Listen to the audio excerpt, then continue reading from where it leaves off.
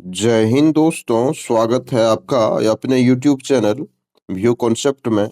दोस्तों, आज हम लोग आरआरबी ग्रुप डी के 9 दिसंबर के फर्स्ट शिफ्ट के प्रश्नों को देखेंगे दोस्तों। तो पहला प्रश्न है G20 में जी अक्षर का क्या अर्थ है। तो G20 में दोस्तों जी अक्षर का अर्थ है ग्रुप। ऑप्शन नंबर बी इसका सही उत्तर है।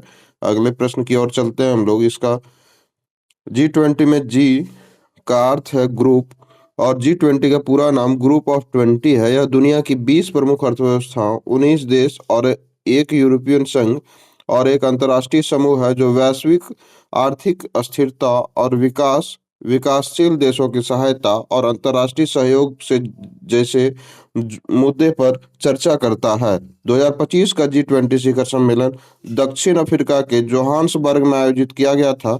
इसका आयोजन 22 से 23 नवंबर 2025 को हुआ था। यह 20वां संस्करण था। इसमें बहुत सारे फैक्ट ऐसे हैं दोस्तों जो कि प्रश्न में पूछे गए, है ना। और बहुत सारे प्रश्न जो कि मैं डिस्क्रिप्शन में लेकर के आया हूं, जो कि आपके एग्जाम के लिए बहुत ही महत्वपूर्ण है। इससे भी आपको प्रश्न उठा करके पूछ दिया जाएगा।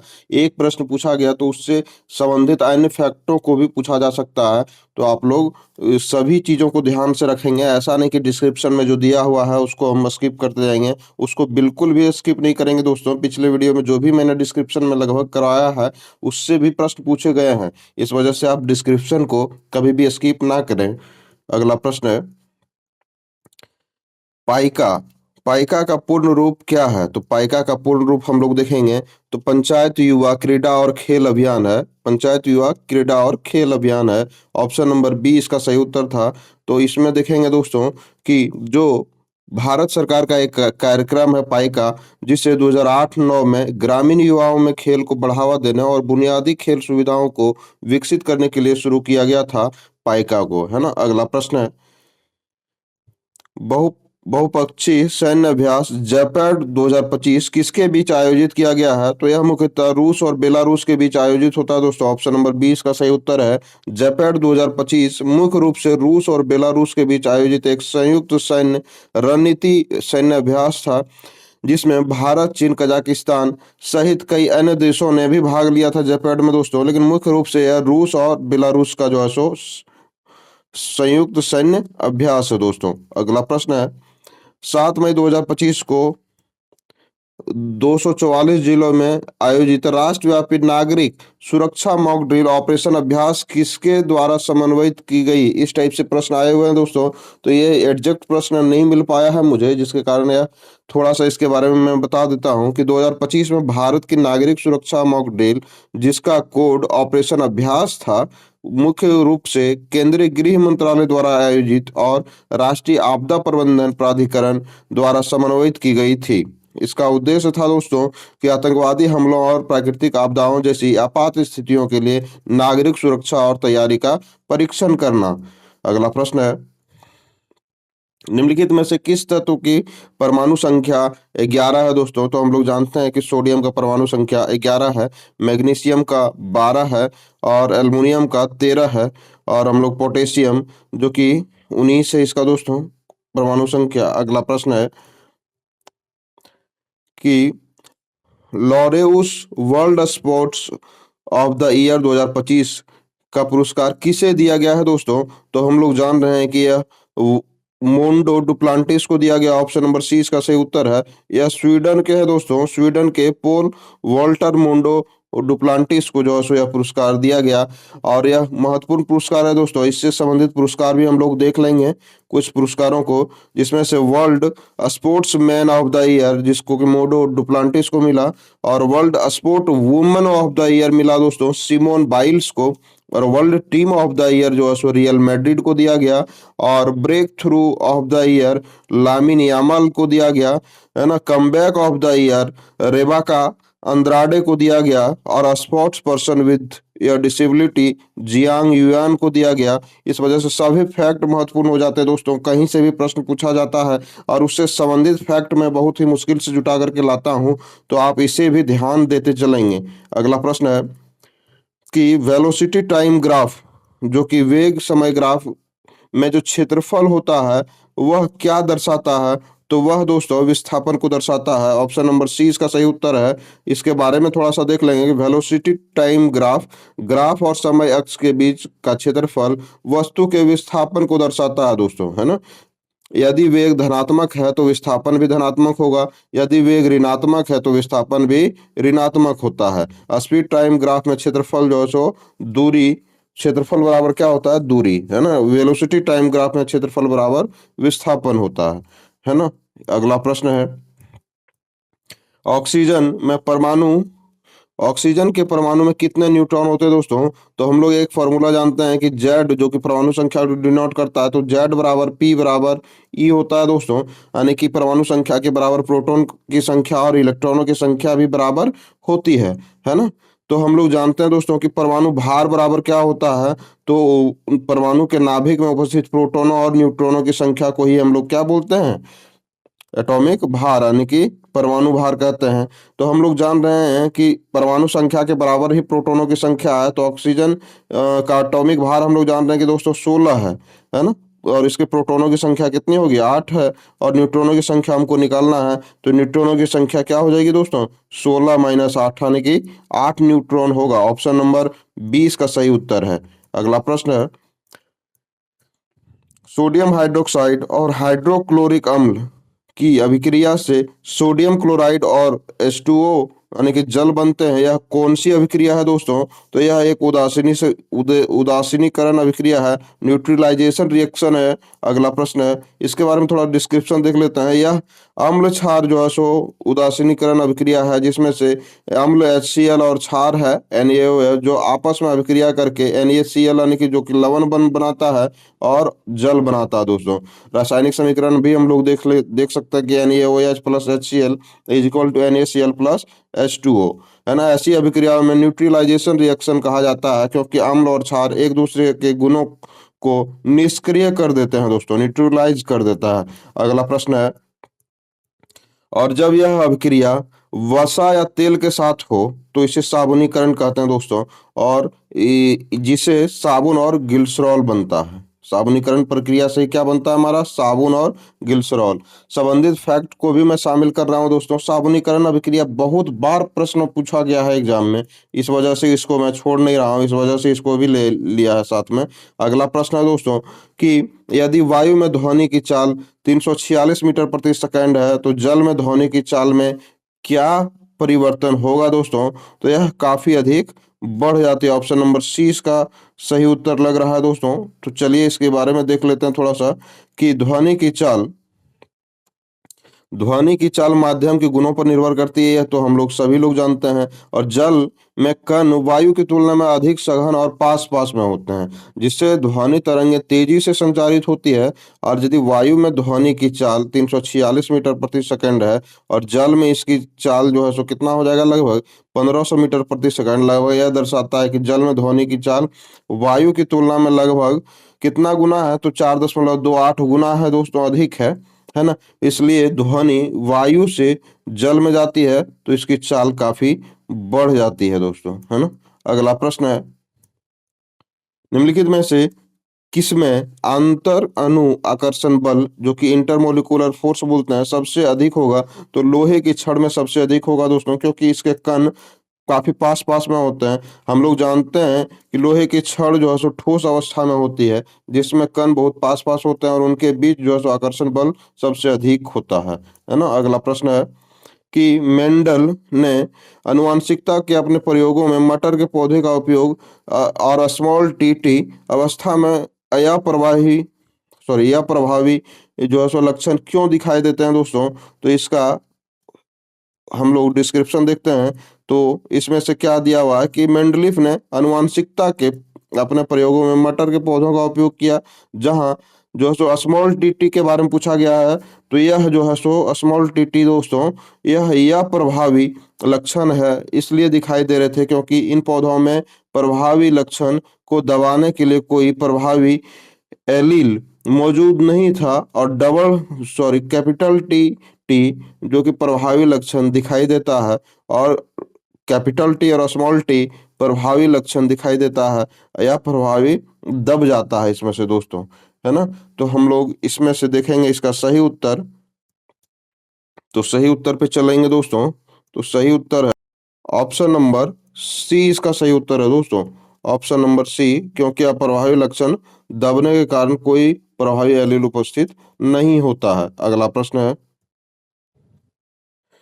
भारतीय अंतरिक्ष अनुसंधान संगठन इसरो ने 2 नवंबर 2025 को सबसे भारी संचार उपग्रह CMS-03 को कहां लॉन्च किया है? तो सतीश धवन अंतरिक्ष केंद्र श्रीहरिकोटा से लॉन्च किया गया है दोस्तों। अगला प्रश्न है, CMS-03 GSAT-7R सैटेलाइट को भारतीय अंतरिक्ष अनुसंधान संगठन इसरो ने श्रीहरिकोटा के अंतरिक्ष धवन केंद्र से LVM-3 और M5 रॉकेट से लॉन्च किया है, जो भारत का सबसे भारी संचार उपग्रह है और खासतौर पर भारतीय नौसेना के संचार क्षमता बढ़ाने के लिए इसे डिजाइन किया गया है दोस्तों, है ना। इसके बारे में और भी थोड़ा सा पढ़ लेते हैं। इसकी विशेषता यह है दोस्तों कि यह भारत से जियो सिंक्रोनाइज ट्रांसफर ऑर्बिट में लॉन्च होने वाला अब तक का सबसे भारी जो सो संचार उपग्रह है। इसका वजन जो है सो 4410 किलोग्राम इसका वजन है दोस्तों। अगला प्रश्न है, मेंडल ने मटर के पौधे पर मेंडल के प्रयोगों से बहुत सारे प्रश्न पूछे गए हैं दोस्तों। 8 दिसंबर के भी हम लोग पिछले वीडियो में प्रश्न देख रहे थे आरआरबी ग्रुप डी के, तो उसमें से भी पूछा गया और इसमें से फिर से यह रिपीटेड प्रश्न है दोस्तों, है ना। तो हम लोग देखते हैं कि मेंडल ने मटर के पौधों पर किए गए अपने आनुवंशिक प्रयोगों में निम्नलिखित में से किस लक्षण को चयनित नहीं किया था? तो इसका सही उत्तर है दोस्तों, पत्तियों के आकार को जो सो चयनित नहीं किया था। इसके बारे में थोड़ा सा देख लेते हैं।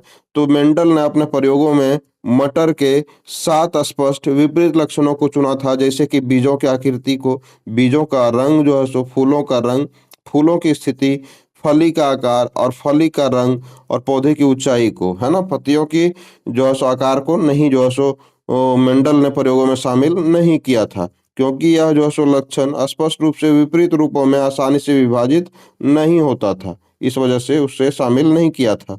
अगला प्रश्न है, यदि दो द्रव्यमान M1 M2 आधे कर दिए जाए तो उनके बीच की दूरी या त्रिज्या भी आधी कर दी जाए तो आकर्षण बल में क्या परिवर्तन होगा? तो यह अपरिवर्तित रहेगा दोस्तों। ऑप्शन नंबर डी इसका सही उत्तर है। हम लोग जानते हैं कि गुरुत्वाकर्षण बल बराबर क्या होता है? F बराबर G M1 into M2 by R square, है ना। इसमें जब हम लोग वैल्यू पुट करेंगे तो यह अपरिवर्तित आएगा। अगला प्रश्न है, निम्नलिखित में से इथेनॉल के बारे में कौन सा कथन सही नहीं है दोस्तों, है ना। इसके बारे में हम लोग थोड़ा डिस्क्रिप्शन में देख लेते हैं कि इसका आंसर देख लेते हैं दोस्तों। निम्नलिखित में से इथेनॉल के बारे में कौन सा कथन सही है? तो यह जल के साथ दोस्तों आसानी से जो है सो मिश्रित हो जाता है ना। और इसे पीने की शराब के रूप में उपयोग किया जाता है इथेनॉल का। यह कथन हमारा सही था। ऑप्शन नंबर डी इसका सही उत्तर है। अगला प्रश्न है कि कार्बनिक यौगिक निश्चित रूप से क्या होना चाहिए? तो कार्बनिक यौगिक में दोस्तों, है ना, कम से कम एक कार्बन परमाणु होना चाहिए, तभी वह कार्बनिक यौगिक कहलाएगा दोस्तों। और इसमें देख लेते हैं इसके बारे में कि कार्बनिक यौगिक के सबसे मौलिक पहचान यह है कि कार्बन अवश्य होता है ना। अन्य तत्व जैसे hydrogen, oxygen, nitrogen, sulphur, phosphorus, halogen हो सकते हैं या नहीं भी हो सकते हैं, लेकिन कार्बन के बिना कोई कार्बनिक यौगिक नहीं कहलाता है।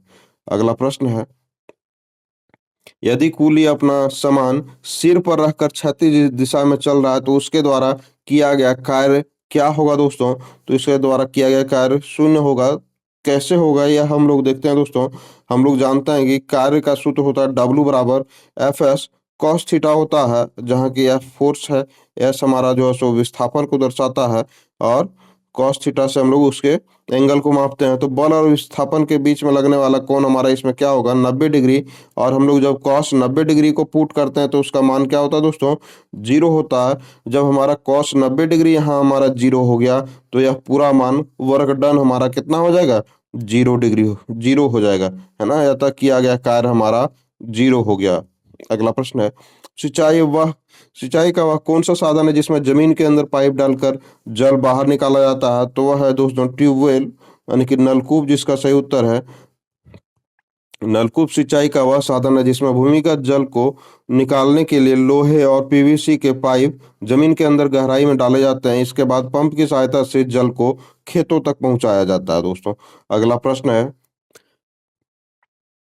तेल तेल स्टार्च प्रोटीन का संचय पौधे की कोशिका के किस अंगक में होता है दोस्तों? तो यह ल्यूकोप्लास्ट में होता है। ऑप्शन नंबर 20 का सही उत्तर है। हम लोग देख लेते हैं ल्यूकोप्लास्ट के बारे में कि ल्यूकोप्लास्ट होता क्या है। यह एक रंगहीन प्लास्टिड होता है दोस्तों, जिसका मुख्य कार्य भोजन का संचय यानी कि स्टोरेज ऑफ फूड है ना।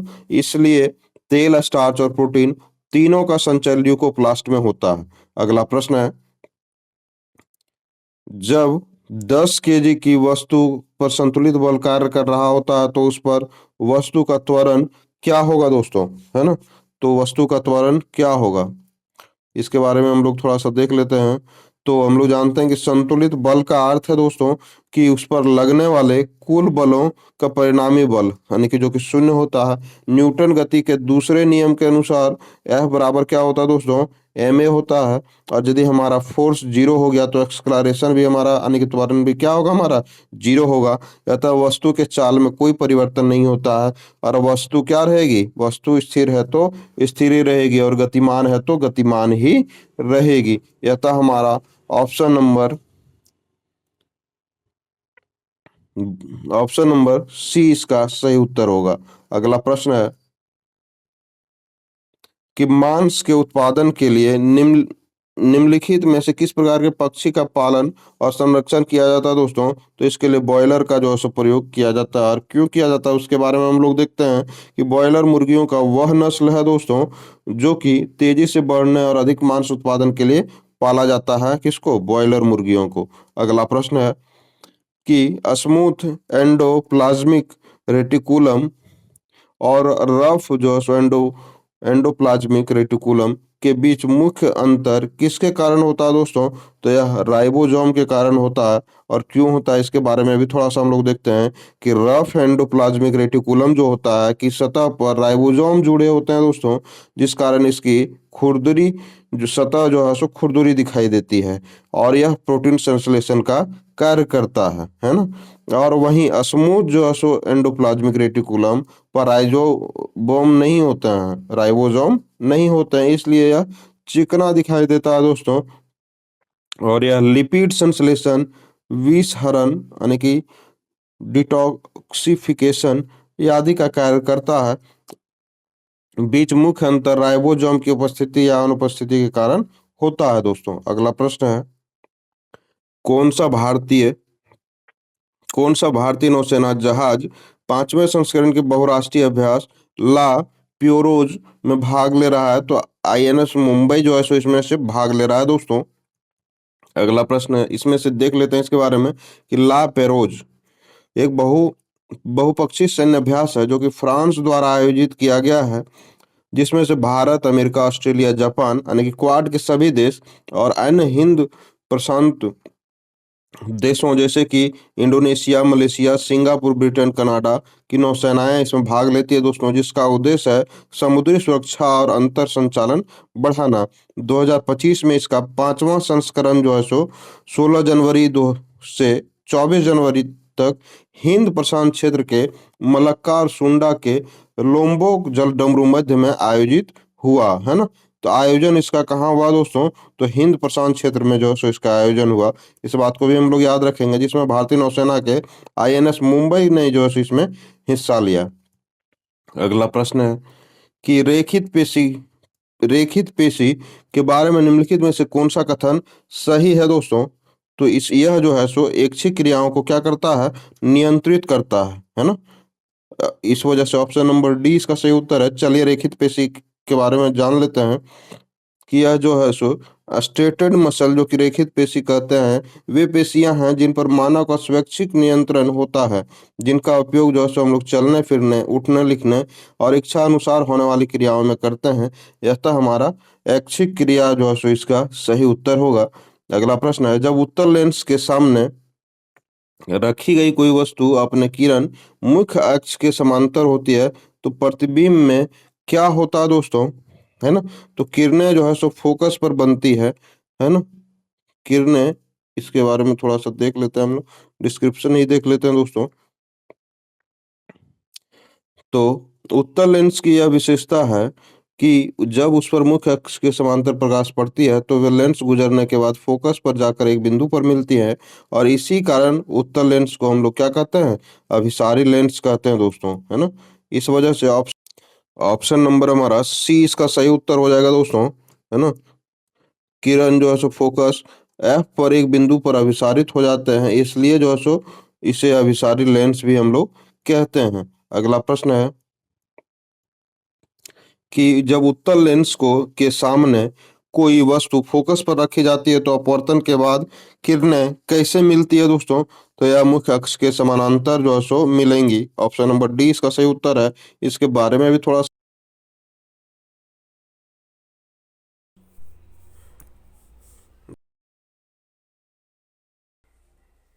यदि वस्तु फोकस एफ पर रखी जाए तो अपवर्तन के बाद प्रकाश किरणें मुख्य अक्ष के समानांतर निकलती है। इस स्थिति को प्रतिबिंब अनंत यानी कि इन्फिनिटी पर बनता है दोस्तों। तो यह मुख्य अक्ष के समानांतर जो है सो निकलती हैं। ऑप्शन नंबर डी इसका सही उत्तर था। अगला प्रश्न देखेंगे कि यदि समान लंबाई के दो तारों में समान विद्युत धारा प्रवाहित की जाए और दोनों के प्रतिरोध अलग अलग हों तो अधिक प्रतिरोध वाले तार में क्या होगा दोस्तों, है ना? तो इसके बारे में हम लोग देख लेते हैं कि ये अधिक ऊष्मा इसमें से उत्पन्न होगा दोस्तों। ऑप्शन नंबर बी इसका सही उत्तर है। इसके बारे में भी थोड़ा सा देख लेते हैं हम लोग कि जल ऊष्मा नियम के अनुसार हम लोग जानते हैं दोस्तों कि H बराबर आई स्क्वायर आर टी होता है, जहाँ की आई हमारा धारा है, आर प्रतिरोध है और टी हमारा समय है, और H जो है सो डायरेक्टली प्रोपोर्शनल टू होता है रेसिस्टिविटी, और इसलिए तार का प्रतिरोध जो है सो अधिक होगा और उसमें उत्पन्न ऊष्मा भी जो है सो क्या होगा? अधिक होगा। अगला प्रश्न है कि समान पदार्थ से बने दो तारों में किस तार का प्रतिरोध सबसे कम होगा, है ना? तो किस तार का प्रतिरोध सबसे कम होगा दोस्तों, थोड़ा देख लेते हैं हम। तो जो तार छोटा और मोटा होगा उसका प्रतिरोध सबसे कम होगा। अगला प्रश्न है अगला प्रश्न है दोस्तों कि निम्नलिखित में से किस विभेदित जीव में अपना कायिक यानी कि शरीर भाग के नए जीव का निर्माण करने की क्षमता होती है? तो यह प्लेनेरिया में होता है दोस्तों, है ना? प्लेनेरिया और अमीबा में होता है। तो देख लेते हैं हम लोग हाइड्रा में, सॉरी दोस्तों, हाइड्रा में। तो प्लेनेरिया और हाइड्रा एक विभेदित बहुकोशिकीय जीव है जिसमें से पुनर्जनन रीजनरेशन की अधिक क्षमता होती है। इसके शरीर का प्रत्येक टुकड़ा विकसित होकर पूरा नया जीव बन सकता है दोस्तों। किसका? तो हाइड्रा और प्लेनेरिया का। अगला प्रश्न है निम्नलिखित में से पूर्ण रूप से विभेदीकरण किस प्रक्रिया में होता है दोस्तों? तो इसमें से ये सब ऑप्शन दिए गए थे दोस्तों, लेकिन यह जो है मुझे संतुष्ट नहीं लगा, इस प्रश्न से मैं सेटिस्फाइड नहीं हुआ। तो आप इसे अपने से देख लेंगे, इसके बारे में पढ़ लेंगे दोस्तों, और इसके बारे में थोड़ा सा हम लोग देख लेते हैं कि यह पूर्ण रूप से विभेदीकरण जो है सो कंप्लीट डिफ्रेंशिएशन जो है सो इसकी प्रक्रिया कोशिका विभेदन में होती है दोस्तों। पूर्ण रूप से विभेदीकरण जो होता है यह कोशिका विभेदन जो है सो प्रक्रिया है ना? और इसके बारे में ऐसे ही हमारे चैनल से जुड़े रहिए दोस्तों, और आपको समय समय पे सभी एग्ज़ाम के एनालिसिस आपको मिलेंगे। तो हमारे चैनल से जुड़ने के लिए, हमारे वीडियो को देखने के लिए आपका तहे दिल से धन्यवाद। आपका दिन शुभ हो।